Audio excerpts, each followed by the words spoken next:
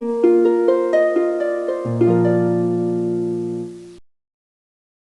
అండి, అందరికీ నమస్తే. అందరు ఎలా ఉన్నారు? బాగున్నారా?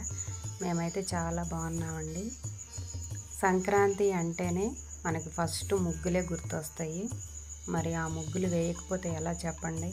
అందులోనూ ఎదురింటోళ్ళు ఏం వేశారు, పక్కింటోళ్ళు ఏం వేశారు అని వాళ్ళకన్నా మనం బాగా వేయాలి, పెద్ద ముగ్గు వేయాలి, మంచి కలర్స్ దిద్దాలి అని ఆలోచిస్తాము. అలా వేసి ఊరుకుంటామా?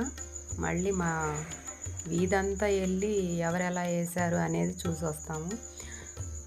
ఎంత చూసి వచ్చినా మన ముగ్గు ఎంత చండాలంగా ఉన్నా మన కళ్ళకి మన ముగ్గు చాలా అందంగా, ఏదో ముగ్గుల్లో పిహెచ్డి చేసిన ఫీలింగ్ అనమాట. ఎవరెంత పెద్ద ముగ్గు వేసినా కూడా లాస్ట్కి మనదే బాగుంది అనుకుంటాం. అలా అనుకోకపోతే మనకి తృప్తిగా అనిపించదు. అది పల్లెటూరులో సహజం అండి.